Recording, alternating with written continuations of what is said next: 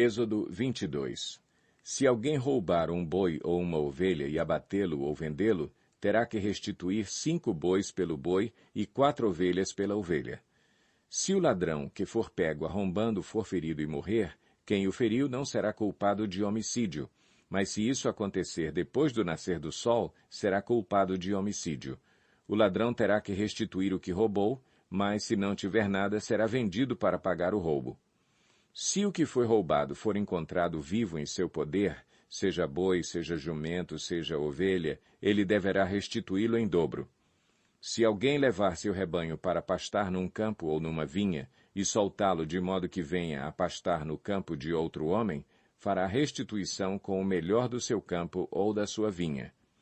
Se um fogo se espalhar e alcançar os espinheiros, e queimar os feixes colhidos ou o trigo plantado, ou até a lavoura toda, aquele que iniciou o incêndio restituirá o prejuízo. Se alguém entregar ao seu próximo prata ou bens para serem guardados e estes forem roubados da casa deste, o ladrão, se for encontrado, terá que restituí-los em dobro. Mas se o ladrão não for encontrado, o dono da casa terá que comparecer perante os juízes para que se determine se ele não lançou mão dos bens do outro. Sempre que alguém se apossar de boi, jumento, ovelha, roupa ou qualquer outro bem perdido, mas alguém disser, isto me pertence, as duas partes envolvidas levarão o caso aos juízes. Aquele a quem os juízes declararem culpado restituirá o dobro ao seu próximo.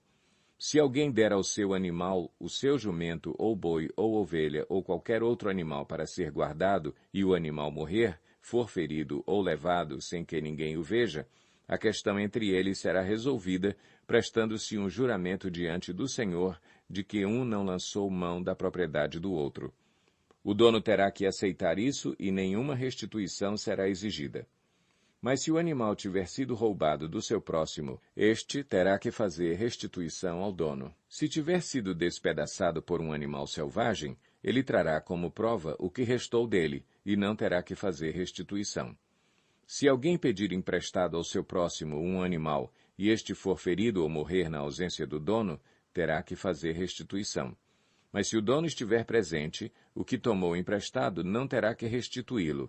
Se o animal tiver sido alugado, o preço do aluguel cobrirá a perda. Se um homem seduzir uma virgem que ainda não tenha compromisso de casamento e deitar-se com ela, terá que pagar o preço do seu dote e ela será sua mulher. Mas se o pai recusar-se a entregá-la, ainda assim o homem terá que pagar o equivalente ao dote das virgens. Não deixem viver a feiticeira. Todo aquele que tiver relações sexuais com o animal terá que ser executado. Quem oferecer sacrifício a qualquer outro Deus e não unicamente ao Senhor, será destruído. Não maltratem nem oprimam o estrangeiro, pois vocês foram estrangeiros no Egito. Não prejudiquem as viúvas nem os órfãos, porque se o fizerem e eles clamarem a mim, eu certamente atenderei ao seu clamor. Com grande ira matarei vocês à espada, suas mulheres ficarão viúvas e seus filhos órfãos. Se fizerem empréstimo a alguém do meu povo, a algum necessitado que viva entre vocês, não cobrem juros dele. Não emprestem visando lucro. Se tomarem como garantia o manto do seu próximo, devolvam-no até o pôr do sol, porque o manto é a única coberta que ele possui para o corpo. Em que mais se deitaria? Quando ele clamar a mim, eu o ouvirei, pois sou misericordioso.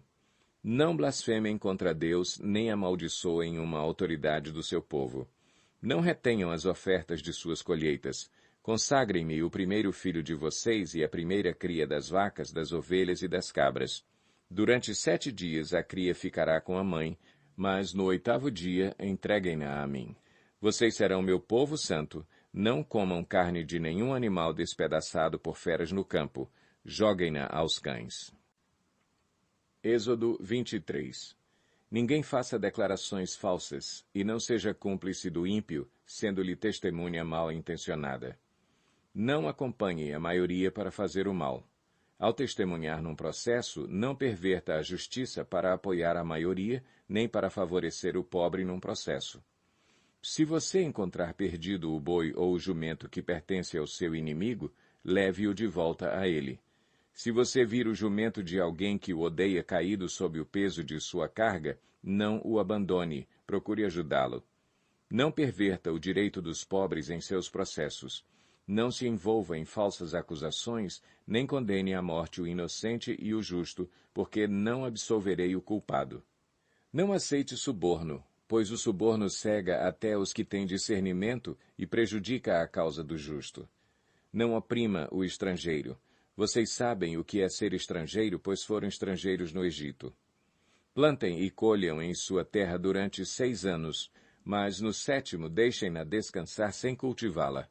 Assim os pobres do povo poderão comer o que crescer por si, e o que restar ficará para os animais do campo. Façam o mesmo com as suas vinhas e com os seus olivais. Em 6 dias façam os seus trabalhos, mas no 7º não trabalhem, para que o seu boi e o seu jumento possam descansar, e o seu escravo e o estrangeiro renovem as forças. Tenham cuidado de fazer tudo o que lhes ordenei. Não invoquem o nome de outros deuses. Não se ouçam tais nomes dos seus lábios. 3 vezes por ano vocês me celebrarão festa. Celebrem a festa dos pães sem fermento. Durante 7 dias comam pão sem fermento, como eu lhes ordenei. Façam isso na época determinada do mês de Abibe, pois nesse mês vocês saíram do Egito. Ninguém se apresentará a mim de mãos vazias. Celebrem a festa da colheita dos primeiros frutos do seu trabalho de semeadura. Celebrem a festa do encerramento da colheita, quando, no final do ano, vocês armazenarem as colheitas.